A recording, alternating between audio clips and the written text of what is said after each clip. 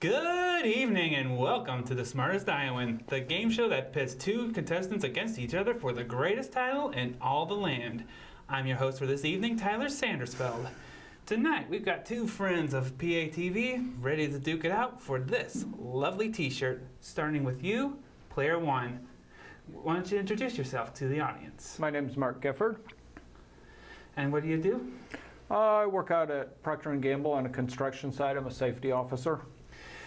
Now I have reason to suspect that you have wanted to be a contestant for a whole 10 minutes now. Well, much longer than that, Tyler. This is really the fulfillment of a lifetime desire. Yeah, so is going to New York wearing nothing but pantyhose. Oh, no. Is that something you've done, Professor? No.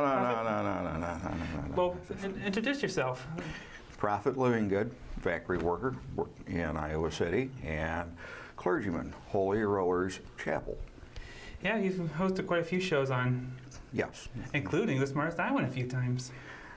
Oh, here I am again. Let's have some fun. Is this your first time as a contestant? Second time as a contestant. How'd you do on your first go around? I lost, but I had fun. Well, hopefully maybe this time, second time's the charm. We'll find out.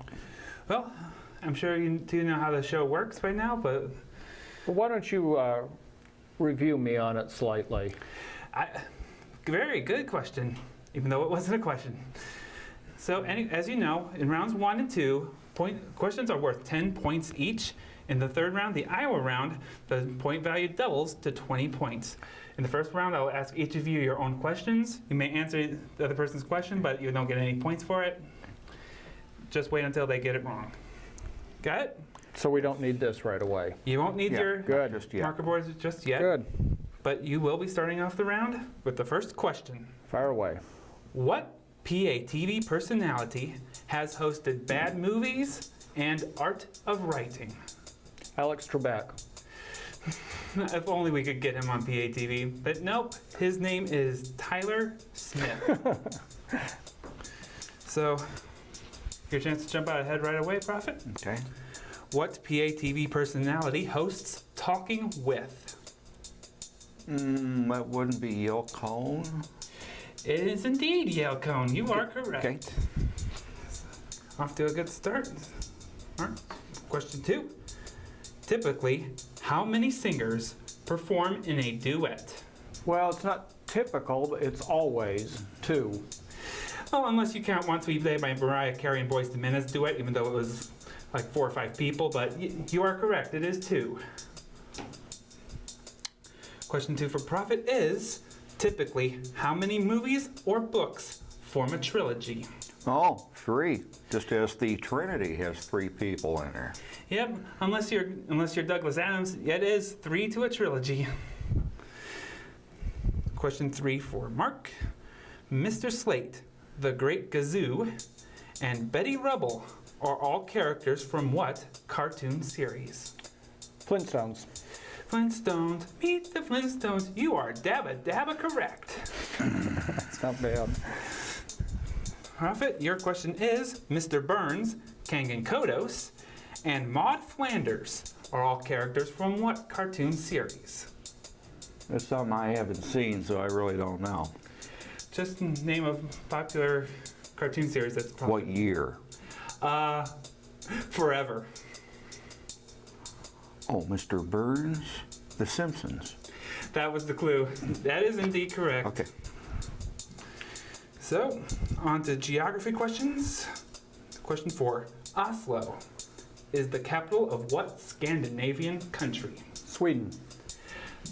You were 1 foot too east. It's Norway, actually. Okay. Stockholm is the capital of Sweden. Okay. And Prophet, Cairo is the capital of what North African country? Cairo, Congo? That's a little too far south. Okay. The North African country we're thinking of is Egypt. Oh, okay. So no points for either of you. So, Mark, what influential Namco arcade game was released on May 22nd, 1980. 33 years ago today.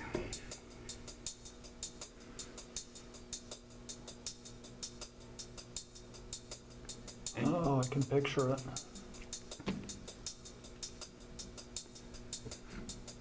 What does it look like? Oh, they fire a gun at little space things.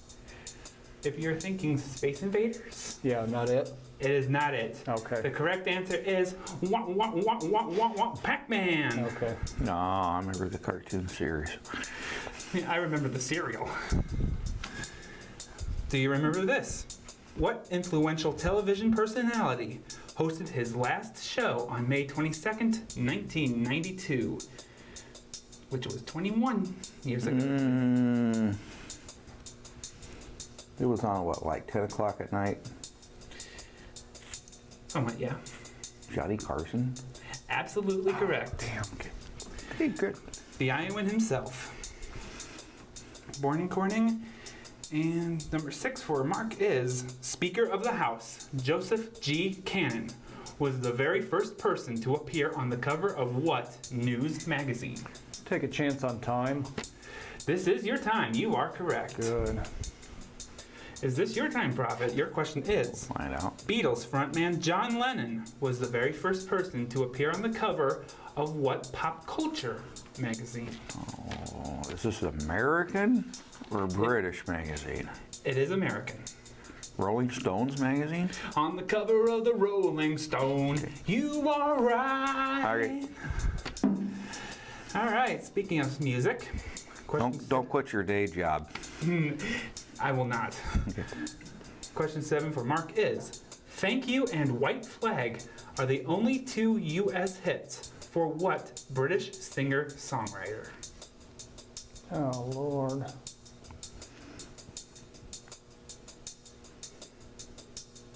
Not a clue. Yeah, when you've heard of Dido. Her name is Dido. I still don't have a clue. Her songs are very mellow. Are they? Well, Not so mellow, but The Safety Dance and Pop Goes the World, Prophet Living Good, are the only 2 U.S. hits for what Canadian new wave group? What year? This was the 1980s. 1980s. I think their first What hit was about Canadian 1982 and 83. Their second was... Well, it sure wasn't. I sure wasn't Menudo. I tell you, I don't know. Well, Menudo was neither Canadian nor new I wave. know. I was being sarcastic. Well, it's all 3 of us. We are Men Without Hats. That's the name of the group. Oh, can't say I've heard of it. My head's too big for a hat anyway. Wish you had a video clip of that program. Along with pine nuts and Parmesan cheese, Mark, pesto sauce is usually made with what herb? basil. Basil is indeed correct. Fan of pesto sauce? Oh, I love it. I do too. Let's see if you love this one, Prophet. Okay. Along with bulgur wheat, cucumbers, tomatoes, onion, and garlic, and sometimes mint, tabbouleh is usually made with what herb? They have a very nice tabbouleh at Oasis, by the way. Made with what herb? Yep. I'm at a loss. Just name an herb. It's not basil, by the way. I went Sassafras? not sassafras. It's parsley. Oh, I would not have guessed it. Flat leaf parsley. Very, very nice side dish to some really nice I would not have guessed Mediterranean that. meals. Question 9 for you, Mark. Jack, James, Donnel, and Amy are the children of what former president of the United States?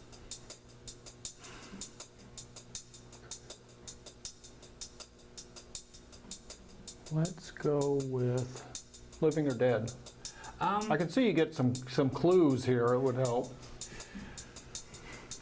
well, I'll give you a clue. It was post 1900. Carter. Got it. You got it. Amy Carter. Yep, Amy Carter. So, the presidential daughter, Mad Magazine, always ignored. Let's see. Let's hope you haven't ignored this one. Prophet, Robert, Eddie, Willie, and Tad were the children of what other former president? Can I get a year? Pre-1900. Pre-1900s? Abraham Lincoln? You got it. Oh, damn. Just a wild guess. Tad Lincoln was probably the most well-known of them, even though he died pretty young. In fact, I think Robert was the only one who actually lived to his adulthood. Anyway, speaking of foursomes, Mark, if you visited the Four Corners site in the United States of America, what 4 states could you potentially occupy at once? That's a tough one. It would be New Mexico, That's 1. Arizona, That's 2. Colorado, That's 3. What is the... and Wyoming. Not quite. It's Utah. Why do I get questions Wyoming like is- that? Wyoming was a little too far north. Oh, yeah, I guess. Speaking of north, your last question of the round is, Canada didn't get their version of Four Corners until 1999, the year what territory officially separated from the Northwest Territories? No, let me think here.